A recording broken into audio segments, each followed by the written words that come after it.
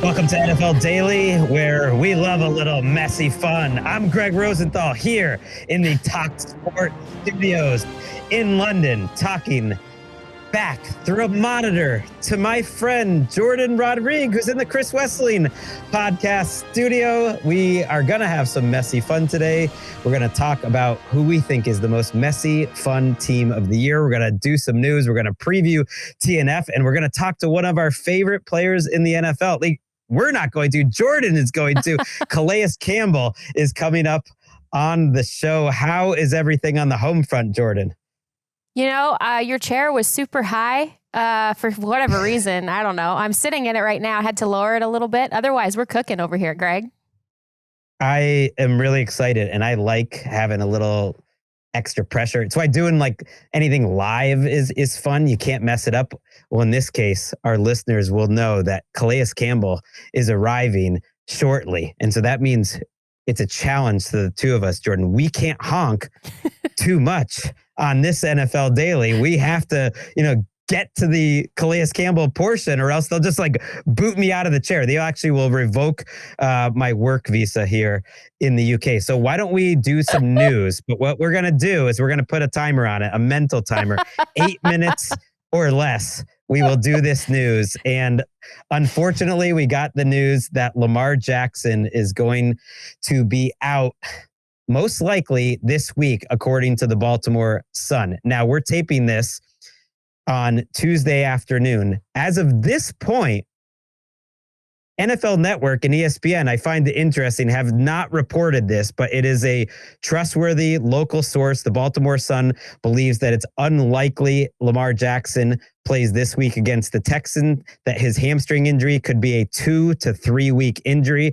They have the Texans and the Rams before their bye week. We'll get quickly to all the other Ravens injuries, and there is a lot, but this Lamar Jackson one is different, Jourdan, and it just makes you wonder where this Ravens season is going. Yeah, and there were no updates earlier in the week either from John Harbaugh, which always to me is not only an ominous sign, but a sign that's the nature of the injury itself. Hamstrings are so fickle. And even when you do come back, you're still watching it, monitoring it, being the sensitive soft tissue injury that it is. I mean, I am concerned about this. And even when he comes back, I will remain concerned about this down the stretch for Lamar. I can see what you're doing. You feel that timer in your head. We should just do this every week. So look, I'm just joking. The rest of the Ravens situation is such a nightmare. So since we've, last talked about all the injuries, you guys did a great job on the recap show, but we're focused on those, somewhat disappointing Monday night games. We learned Nnamdi Madubuike is out for the rest of the season officially. When John Harbaugh was asked about his neck injury being career-threatening, he said that Madubuike would have to address that. So that's really concerning for a great young player who signed a big long-term deal and is a huge part of that team. On top of that, we learned Roquan Smith and Marlon Humphrey, two of their best starting defensive players, are out at least multiple weeks. And Broderick Washington, who already was out of the lineup, is moving to short-term injured reserve. So I think the question is basically just, can they win a game before this bye week? You kind of look at this bye week. It's 3 weeks right now till after the bye. They're home for the Texans and the Rams. Can they win one of those games? Because if they can't, with Cooper Rush potentially starting at quarterback and all these defensive players out, they would be 1-5 going into the bye, and the whole structure of this season in the AFC North would just look different. Yeah, I think the statistical probability, even if you start 1-4, it's something like 3.2% of actually having a chance at making it to the postseason. Now, we've seen the Lamar Jackson Ravens pull off some miraculous things. That's why it all hinges to me on how fast can Lamar get back into the lineup, and do they look at the bye week? I know the reports are saying 2 to 3 weeks, and I am not going to question other people's reporting, professional journalists reporting, but something in my back of my mind is thinking, could it actually be longer simply because they're eyeing that bye week and thinking we're just going to try to roll with what we have and try to fully load back up as best we can with as many of these guys as possible, including the quarterback after the bye week, and hope that it's not a 1-5 start for them? We'll see what happens with this Steelers season, but you look at the rest of the division, no Joe Burrow, and you think, okay, maybe there is a path here to at least, being better than the Bengals and the Browns, certainly. Okay. You obviously talked about Tyreek Hill. We knew the injury was that serious with a dislocated knee at the time you guys were taping. So not much more to add there. There was a report this morning that it will be torn ligaments on top of the injury that he had, a dislocated knee. So, the future of his time in Miami obviously is up for grabs.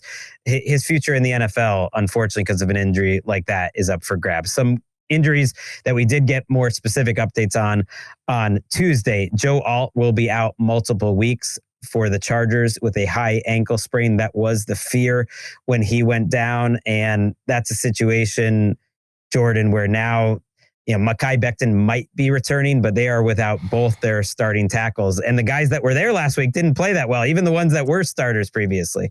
And Mekhi Becton has been in the concussion protocol. And so rushing a guy back out of that, you're obviously not trying to do that. You don't want to do that. But the Chargers, this was scary right from the jump with Rashawn Slater. And then it was like this optimism started to build with Joe Alt playing so well there at left tackle.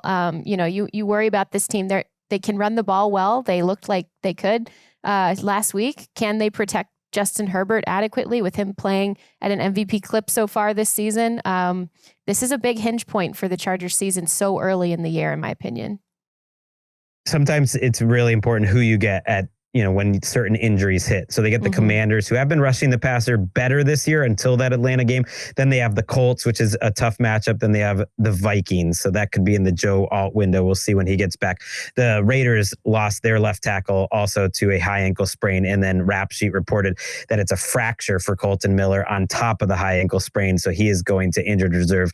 He was easily their best offensive lineman. So that's just more bad news for an offense that doesn't need it. And then we will wrap our news with our weekly check-in with Nick Sirianni, AJ Brown, and the most unhappy 4-0 team in the NFL. Take it away, Nick. He wants to contribute into these wins, and he's had a couple games where he hasn't been able to, and for different reasons of why we haven't in these games. So, but I question nothing about his desire to play great football, his desire of being a good teammate, his desire to be here. This has been bubbling since the end of last year, Jourdan. AJ Brown sent out a tweet on Sunday night that said, if you're not welcomed, not listened to, quietly withdraw. Don't make a scene. Shrug your shoulders and be on your way, which I am reliably told is from the Bible. It's a scripture. Your thoughts on a team that's like unhappy, even though they're 4-0? Don't make a scene. Posts on social media. It's just so. You knew this was going to happen. Like, you see him not getting targeted, then you see him getting sort of force-fed targeted in the second half of that game and coming away with another low production day. I mean, this is one of the best players in football, and Zach Berman, my colleague at The Athletic, noticed this. He is so savvy. He's so media savvy, and he knows exactly what he is doing when he does all of these things. And yes, and Zach allowed this too. Yes, he should be getting the ball more. This is an Eagles offense that is somehow like putting up these crazy single half numbers. Crazy, right? In a bad way in some of these halves of football, and yet still the most dominant team that's playing right now. It's just, it's starting early this year, Gregg. That's all I'll say about that for now. And I wonder if he's speaking for Devontae Smith a little bit too, just listening to Zach's coverage. I think both of them get frustrated with what's going on, and everything worked last year. And to me, the thing that is really running this offense off the tracks is the running game and the offensive line. They're just not playing as well, and they can't run block right now. They're not 100%. Lane Johnson's not 100%. Landon Dickerson's not 100%. And because they can't run, it's affecting the passing game. It's a mess. We're not a mess. We did it in 8 minutes. It's time for the segment. I can't believe it, Jourdan. We are off to such a great start this season, and so are the Jaguars. So we were just texting, like, what should we talk about on this show? And we were talking about, well, we could talk about like who are maybe the messiest teams, the teams that we really enjoy watching, like a fun, messy team. And we could have had candidates like The Cowboys are kind of fun. There are other teams we threw out, and we just like knew that the Jaguars were our pick. And we decided, we're the hosts here. If we want to talk about why the Jaguars are the most messy, fun team of the year, and that we are really enjoying the ride and looking forward to the next few months of Jaguars, whatever happens, like we can do it. Tell me like the first reason why you are enjoying watching this team, why you're finding them fascinating. I mean, it's the defense for me. And it's interesting. I think they were slept on a little bit. I think we mentioned them a couple times as they could be sneaky good, especially down the stretch of the season. They are visibly and very statistically good immediately as the season started. They are first in takeaways in the NFL right now. They're also first in turnover differential, and they're scoring off the turnovers, four takeaways last week and 17 points off of those takeaways. They've got dudes at every level. I love the way they rush the passer. Josh Hines-Allen is playing unconscious football right now. Devin Lloyd is having an incredible season, 2 interceptions against the 49ers last week. And I love the way that their coverages work too. They're a zone team, but they're zoning in a really aggressive way where their eyes are super clean. They're very confident. They understand where they need to be and when to crash down and when to back off a little bit. I really love the way this team plays. They are aggressive. They are hitting. Go watch this tape. The 49ers came into that game beat to heck already, and they were hitting. And this is a well-run operation on that side of the ball right now, and that's one of my favorite things about the Jaguars at this point. Okay, yeah, we'll start on the defense. To me, it is the whole picture, like the fact that Trevor Lawrence really isn't playing that much better, the fact that Liam Cohen has the press conference. We'll get to all that, but I agree. You did ask me for one thing, by the way, just to say. I know. I'm just painting the picture, and we'll go through all the things because there are so many things. But I think you're right to hit on that because that's what I think can continue. Now, you talk about turnover differential like that. Obviously, that's not going to continue. I get it. They already have 4 more turnovers forced this year than they had all of last year, which is just like a preposterous stat.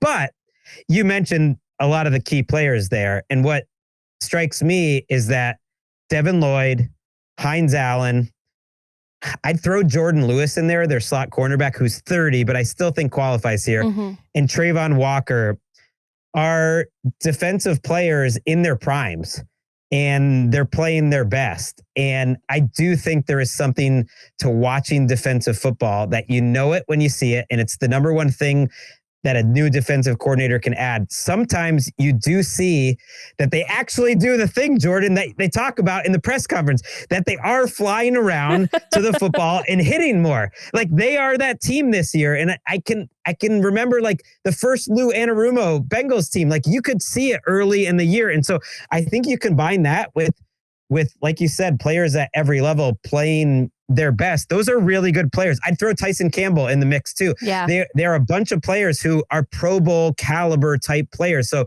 even if the turnovers fall off, Jourdan, I do think like the level here of being like a top 8 type of defense is here to stay. And I will use this to broaden out into the rest of how they're built for now with the short-term and long-term vision on what this is going to be. Jourdan Lewis was a player that they went after so hard in free agency after James Gladstone had spent a couple of tries in the front office with the Rams, hearing Sean McVay talk about how bad he wanted Jourdan Lewis to be a Ram. And they made a couple of attempts over the years at Jourdan Lewis. And the way that it's been described to me is that they felt like coming in and rebuilding this team with a combination of veteran free agents, some high dollar, but most who they eventually know they will be replacing with draft picks over time and patching those holes. And then a couple of guys who they can culture set. Jourdan Lewis was comped to Andrew Whitworth when Sean McVay first came in to be the head coach of the Rams and needed a culture setter in his building, and how they pursued Andrew Whitworth so heavily when he was trying to decide what his future looked like post Cincinnati. And they weren't sure they were going to get Jourdan Lewis, but he came over, and I assume he's happy he did, watching kind of what's going on in Dallas over the next couple of weeks and months after free agency. And he very much is that culture setting type of guy. You know, the last time the Jags defense was this impressive, they had another culture setting guy, Calais Campbell, ironically on the show today. And these are the types of players that were comped in terms of being able to set that culture for this new Jags regime. Comp to me about those guys are the same names that came up when talking about what Jourdan Lewis is adding to this group behind the scenes. So also a great name with a great spelling. Yes. There aren't many Jordans with the OR or OUR. I love a little Jourdan representation out there. So we said they're messy fun. And so the defense is just fun to watch. Yeah. Part of the things that are messy about them, and there are more than a few. They lead the league in penalty yardage. So in terms of, they have the most penalties in the league. They have the most penalty yardage. They have the worst penalty yardage differential. And then I was thinking about these players that are playing well, and I'd throw in some offensive ones like Anton Harrison, and even maybe a free agent pickup like Arik Armstead, who's helping out. And you know who's enjoying this? And it's a little messy to think about. You know who's enjoying all these pickups? Trent Baalke. It's Trent Baalke's revenge. I mean, these are all of Trent Baalke's like high picks are suddenly doing pretty well. Like he was enemy number one. So I think for Jaguars fans that put the clown nose on Baalke, you at least have to remember, like, I mean, these were his picks out there doing pretty well. Yeah, I do think too that like you're seeing where they are really messy on offense is where I have less concern about them as this mess staying at the level that it is with the penalties. A lot of these penalties are coming off of the pre-snap motions and the shifts and those types of things. And that's a collective effort between the quarterback, A, and then B, the rest of the offensive linemen, just getting their timing right, understanding cadences, understanding, you know, how to tick back the mental clock once the quarterback says a certain word or once he stomps his foot, how fast that motion has to come across, how fast you have to get reset. This is all a part of what this offense is. And so I think that they do cut that down over time. What remains messy is them figuring out really how to get the best out of the receivers. I noticed Brian Thomas Jr. had more outbreaking routes this week. Still had plenty of inbreakers, but Trevor Lawrence did not target him on a single inbreaking route this week. All of his targets were on outbreaking routes, according to his next gen chart.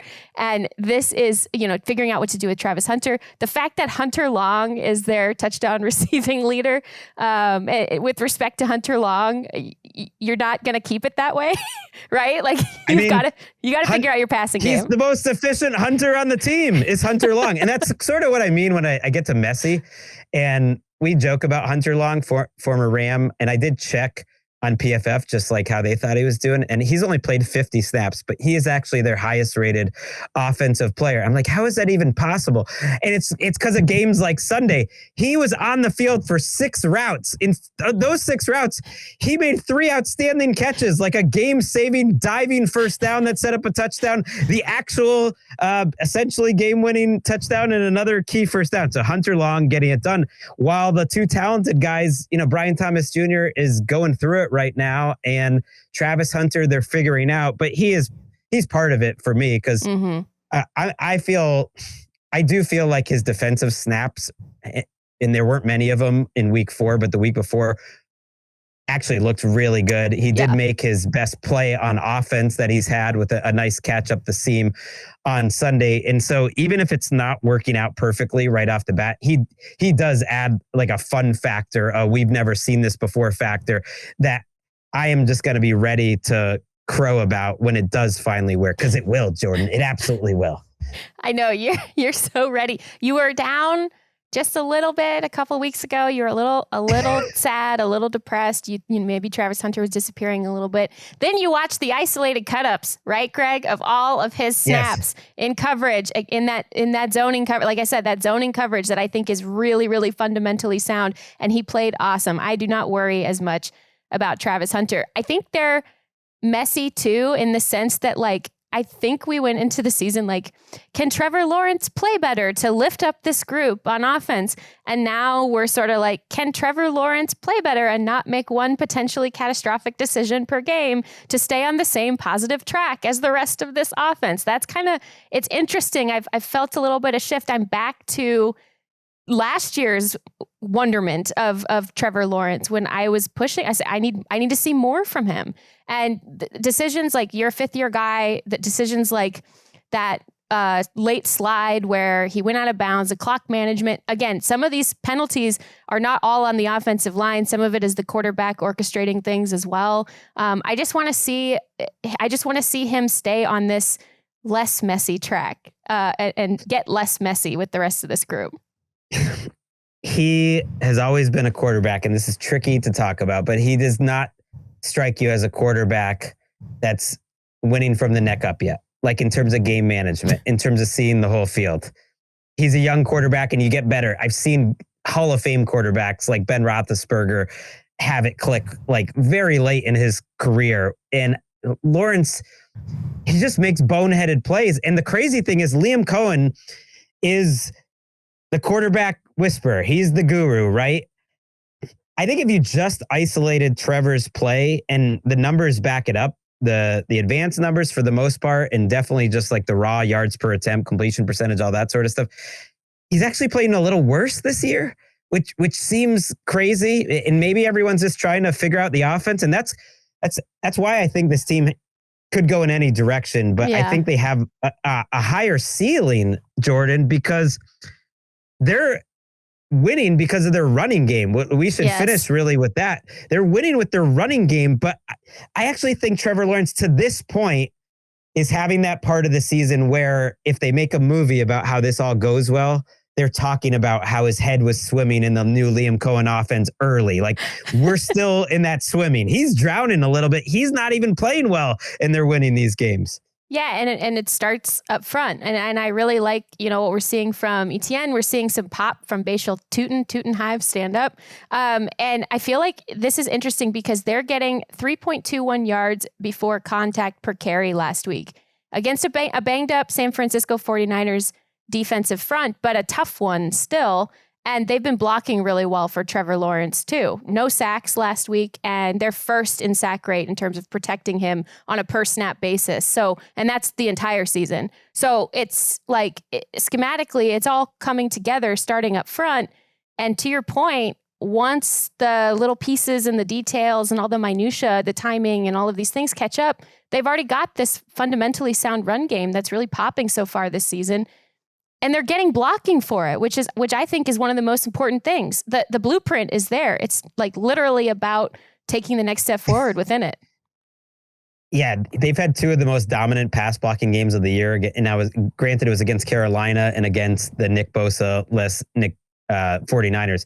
But he was not touched, literally, not a quarterback hit on Sunday, which is crazy. And they're playing well in the running game. And I think this is where Liam Cohen's Jaguars really remind me the most of the Liam Cohen Bucks. The cohesive nature from day one is the secret sauce. Travis Etienne, is becoming the guy. He's leading the NFL in yards per carry right now. He's hitting the big plays. He's more patient than he's been.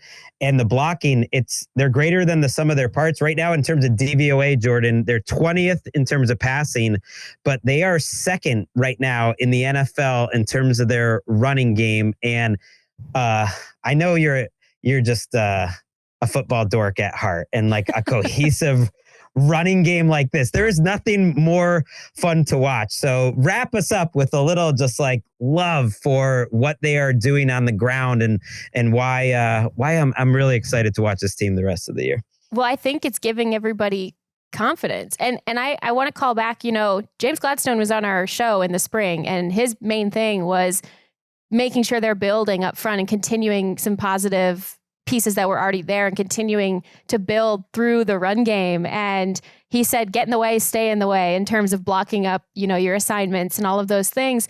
And I just think that you can see it in some of the mannerisms and some of even the extracurriculars after the game.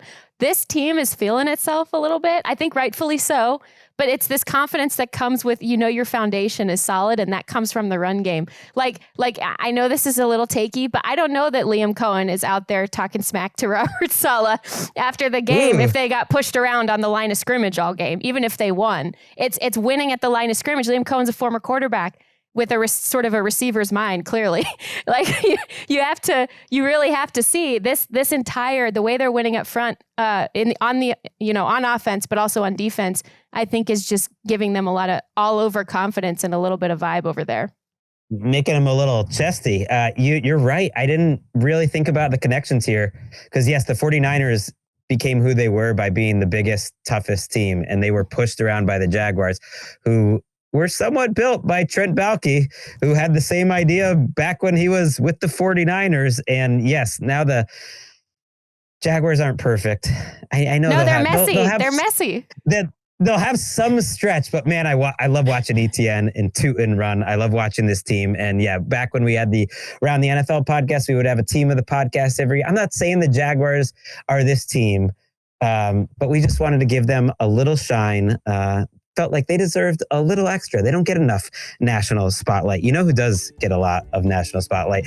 The Rams and the 49ers. We will talk TNF preview after this break. Duval.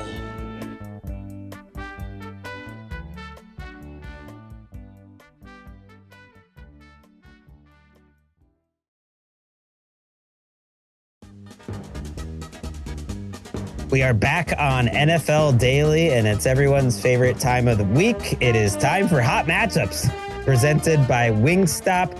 Quick TNF preview before we get to your interview with Calais Campbell, which I'm really looking forward to listening to. The Rams are catching the 49ers, Jourdan, potentially at the right time. Obviously, Nick Bosa out for the season. Rams are favored by 5.5 in this game. Brock Purdy, missed the fake practices early in the week, but he did finish out that game. So I feel better about him than Ricky Pearsall, who we just might not know about going into the game. Same thing with Jauan Jennings. Pearsall has a PCL injury. Kyle Shanahan doesn't believe it's going to be long-term. Jauan Jennings didn't quite finish last week's game with a shoulder injury. Do you think the 49ers, in a world where they have these guys, let's say at least the receivers for the most part, have enough, even if they are healthy, to win this game in Los Angeles, where for most of Sean McVay's tenure, they've had a lot of success? Yeah, Demarcus Robinson revenge game a little bit here, right? Yeah. Because Demarcus Robinson is back for the 49ers, and he will be a factor. He'll have to be, right? I am still skeptical especially after watching some of the contours and the spaces and the voids that the Colts were able to find offensively. I am concerned still about their ability to defend a pass-catching tight end. Tongas has been Brock Purdy's kind of go-to guy, especially in that red area, with George Kittle banged up. And I do expect, it's not reported, but I do expect Brock Purdy to play just because he did finish. He looked like he was in pain, but he did finish that game. And this is absolutely a huge game for the 49ers coming in to SoFi Stadium in mass numbers. And so I do think that this secondary for the Rams is what still remains my biggest question. And I don't know if the 49ers have I don't know that they're going to outmatch them in terms of body for body here, but in terms of scheming guys open, I still have very much my flag up, my guardrails up, thinking about what this secondary is sort of culpable to with, Kyle Shanahan and some of the ways that he can sort of circle certain defensive players and then just spam play calls right at those players. That's a concern still for me. Yeah, last year, even with a really down 49ers team at the second time around, it was a total mash unit. They played those games to where it was a final possession game. Yeah. The Rams won both of them, but they were both close. Obviously, you really need Pearsall and or Jennings out there to help with the offense. I'm a little concerned, though, about their running game. This 49ers team doesn't make sense to me if Christian McCaffrey is dead last in the NFL and complete in rush yards over expected. Huge negative. The offensive line actually pass protected pretty well last week against Jacksonville, I thought. But the run blocking hasn't been great. And they're not that injured in terms of their offensive line. They're just not playing that well. And McCaffrey's not as explosive. He leads the NFL in touches. I think about some of those old 49ers teams, Jourdan, and I think like, man, they could use a Raheem Mostert. You know what I mean? They could just use a little bit of more juice in terms of their running game. Yeah, and they went out and they got Brian Robinson, right, to try to see if maybe they could spell Christian McCaffrey a little bit. You're not seeing a lot of that happening so far.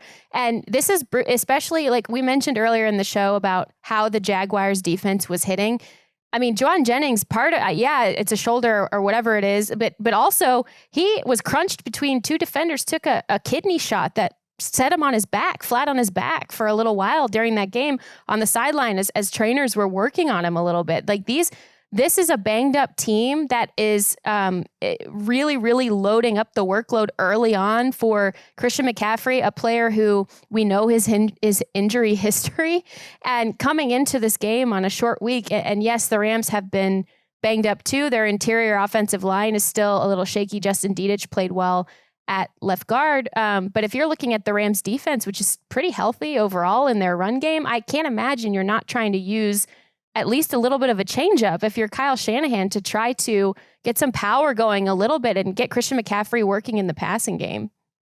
Yeah, I totally agree with that. And I know Robinson's not like a big play guy either, but if nothing else, use him on the goal line, use him to just take some load off of Christian McCaffrey. I really love the way Matthew Stafford played last week. In general, the way he's adjusted to this offensive line, giving up a lot of quick pressure. He has the lowest time to throw when he's under pressure of any quarterback in the league. So he is making quick decisions. He has the lowest pressure to sack ratio of his entire career, but I don't think he's bailing. Like, as you watch on YouTube, you see some of the dimes he had last week. I don't think he's bailing out of plays early. He's just playing at a high level and playing smart. And Puka Nacua right now, Jourdan, is literally on pace for like 170 catches or so this season. Like, remember, we were like 1 and 1A. Well, not so much. Devontae has 17 catches. And I think Devontae's presence is actually opening things up a little bit for Puka versus the other way around. Puka is just absolutely in his prime right now. It's so funny to me. I mean, he's like pretty unguardable right now, right?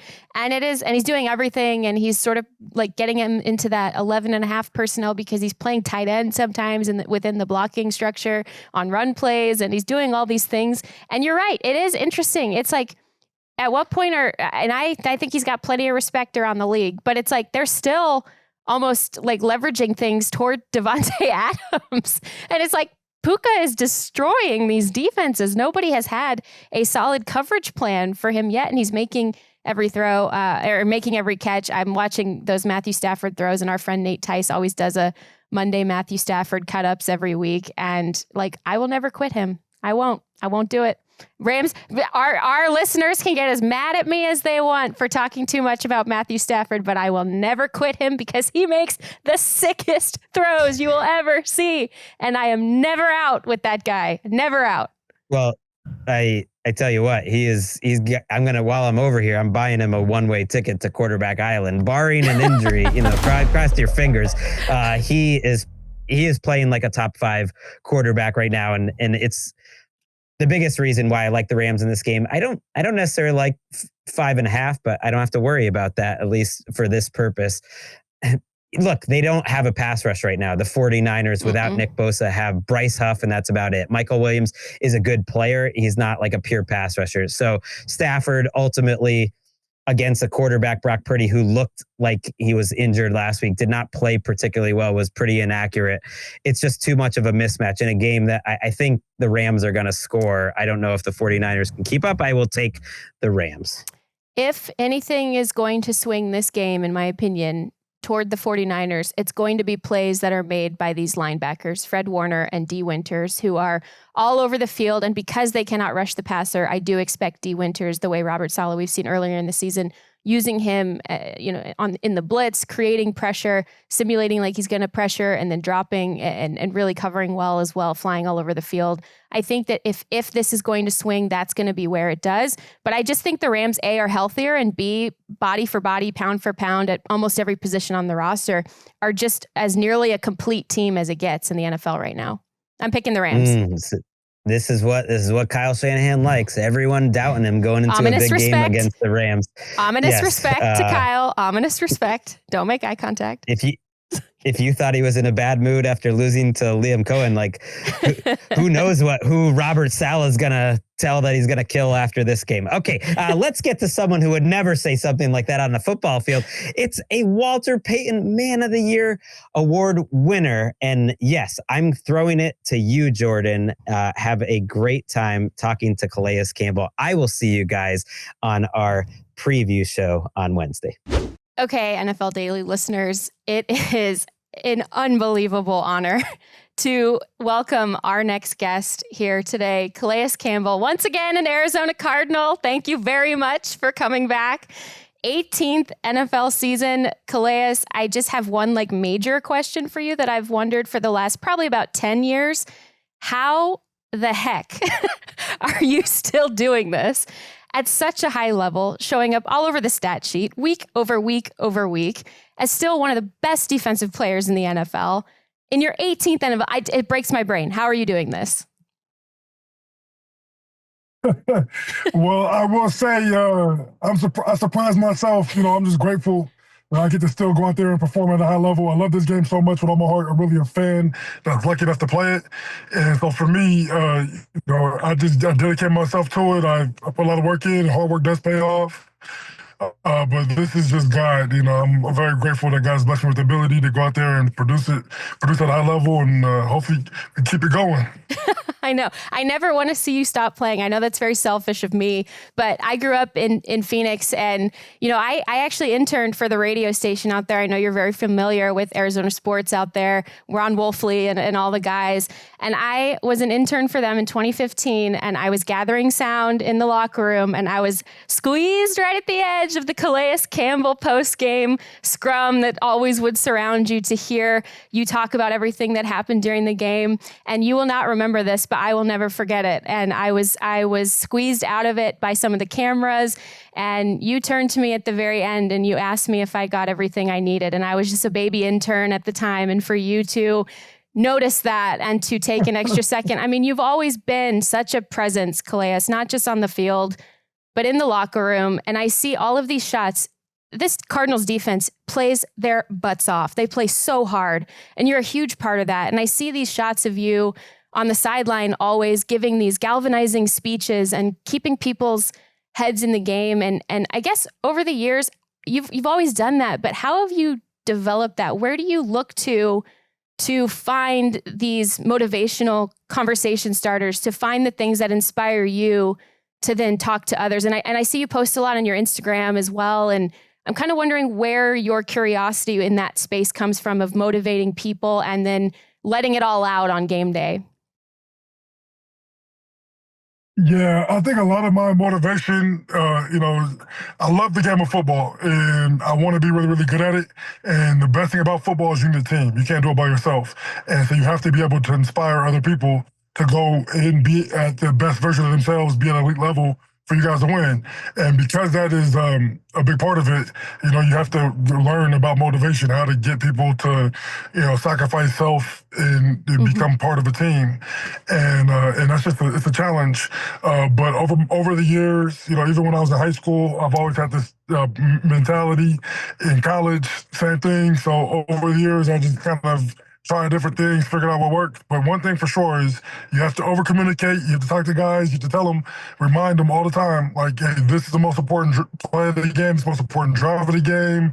Where we are right now, there's nowhere else we'd rather be. Like, lock in, breathe, get your breath, whatever you have to do to get ready for this next drive to be the most important one. Where do you go to find that for yourself? I know you're such a competitor, you have that drive intrinsically, but keeping yourself locked in the way that you have at such a high level for almost 2 decades now, what are your books that you like to read? What do you listen to? Do you do breath work? What are things that keep you centered and ready to kind of let the monster out of the box a little bit when you have to? Yeah, I have a great support team, between just some of my brothers and sisters and just some of my best friends. I'll bounce out ideas and things I'm thinking, off of like one of my best friends. We talk all the time about just motivational tactics and, the way of going about doing things. My wife does a good job of keeping me grounded and keeping my head, look forward. But I also will watch a lot of, old Michael Jordan and Kobe Bryant videos and, Ray Lewis speeches and stuff like that too. So, kind of just always looking okay, who are the best leaders and what can I learn from them? What can I use that's going to allow for me to be a better leader? And, but a lot of it too, though, is just a natural instinct, sometimes it's just staying present, staying where my feet are, figuring out what my real goals are, right? What are my goals? And, usually the goals are to win and perform at a high level on the football field as a team. Well, then, all right, what can I do? What's in my power to make that happen? I feel like I can only maximize so much of my physical stuff. Physically, I have to, move slow and tread a little bit lightly during the week. But where I can get better at is to studying, trying to help other guys understand what their role is and how they can be more effective with it. So a lot of the how I can be effective, impact the game comes to the mind and how I can help other guys. It's interesting. I know it's a point of pride for you that you are known around the league and pursued every time you're a free agent because of what you bring to a culture in part. But the real people who know ball and watch you every year know that you still bring it and you are playing at such a high level. I guess I know the culture thing is a point of pride for you, but what's the point of pride being okay, I'm not just a culture guy. I'm coming in, I'm going to earn my snaps and I'm going to make splash plays. I'm going to get my giant hand up there and bat your passes down every year. I'm going to rush the passer. I'm going to stop the run. What kind, is that sort of a little edge that you still have? Hey, I'm not just in here to motivate people. I'm here to play ball too. Yeah. Oh yeah, that's a big part of it too. Even when I was, I've been a free agent a bunch, pretty much every year last, a few years, and I've heard a lot of pitches and teams trying to get me to come there, and when they lead with me just being like a vocal leader, it kind of rubs me the wrong way a little bit because that's coming automatically. You don't get that, but you also got to see me as a baller still too because I can play football still at an elite level, and part of me, part of my motivation is proving it, right? Proving it because everybody thinks you're gonna fall off, or not everybody, but majority of people think you're gonna fall off, right? They think that when you get to be 39 years old, you can't do it at the elite level anymore. And most of the time they're right, but part of my motivation is going out there and proving them wrong, and it's a daily process. Dalvin Tomlinson, he's, a great teammate of mine, but he always challenged me pretty much every day. I don't care what you did in the past. None of that matters no more. What you gonna do right now? And I'm like, you're right, because if I decide to play football again, all my history and all my legacy, that there'll be a time for that when I retire. But right now, none of that matters. All that matters right now is what I can do for this team today. And so I have great teammates around me to keep me grounded, keep me focused on the main thing. But I would like to be able to make an impact. I told myself I didn't want to just join any team. I wanted to join the team I thought I can make an impact on and off the field. Mm-hmm. Yeah, and off the field too, Calais, I want to talk about that because we see it all over the tape year after year. But you're a Walter Payton Man of the Year. People don't forget the impact. I know as a Phoenix native, I will never forget the impact that you've made in the communities everywhere you've been. You always do such amazing work in the community. And right now you're working on the Calais Comes Home Homecoming with a Heart campaign. Can you tell us a little bit more about the work that you're doing? Yeah, so it's kind of a two-part thing. First things first is the House of Refuge, who I've worked with for a long time. It seems like it's been over a decade, and they really help people, going through homelessness, which I personally experienced when I was a kid. And usually it's single mothers with a few kids who are trying to get back on their feet. So we're donating weekly based off my stats. But really, the big thing is trying to bring awareness and just trying to use a platform to create exposure for them. And then as well as I'm picking 9 other charities. They get one home game and one away game where I'm trying to encourage fans to donate alongside me, but I'm donating based off of my stats. And so that's part of another reason why I want to perform well, because I want to be able to utilize some of the resources and bring it to some of these cool charities who are all Phoenix-based, are doing some really good stuff. And I really want to just really shine some light on them and show the Phoenix community who they are and what they're all about. Calais, when you're helping to provide resources for people who are experiencing homelessness, I know that's like you said, it's a very personal thing for you and a part of your story. I guess, what can you share with the audience, with the listeners, about common misconceptions about, what they see versus what you're actually experiencing when you are out there, in the buildings, helping people, in the communities, helping people, and really what you want people to know about this work that you're doing? Yeah, so a lot of times it's very similar to my family's story, where you just follow hard times, right? I know sometimes you can get the narrative that like people were homeless, for whatever reason, right? Most of the time it's just you follow hard times, right? Misfortune comes at the wrong time, you're not prepared for it, and you have to just make do, and you're just trying to tread water and figure it out till you can get back into a good spot. And so for my family growing up, both our parents lost a job at the same time. We ended up getting evicted, didn't have anywhere to go. And, we found a family homeless shelter similar to what House of Refuge does, where they keep families together. And, we were there for like 6 months until my parents can get back on their feet. And then coming out of that, we moved into a 1-bedroom home, for another like 6 months or so. And then we ended up moving to a 5-bedroom house after that. And it was just like, kind of like we just needed somebody to help us for a short period of time before we can get back on our feet.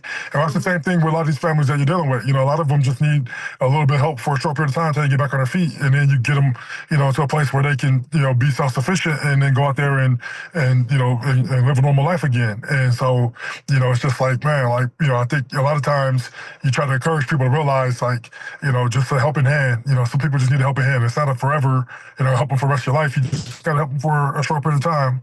And then, most people can get back on their feet and do great things in this world.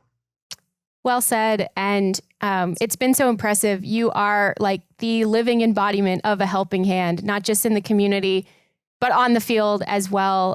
He's still going, guys, somehow, some way at a high level. Calais, it was like a personal and also a really great honor to talk to you today. Thank you so much for taking the time.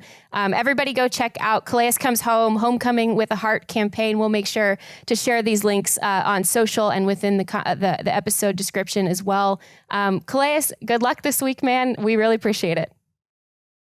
Well, thank you for your time. I appreciate you. That was the legend, Calais Campbell, still doing incredible work on and off the field. Personal hero of mine. Stoked to be able to talk to him today. You guys, this was a pretty fun show, honestly. I mean, I got to sit in the power chair, had to lower it a little bit. Shots at Gregg. Gregg and Patrick Claybon and myself will be back later this week with the preview shows. And guys, week 5, right? Let's do it.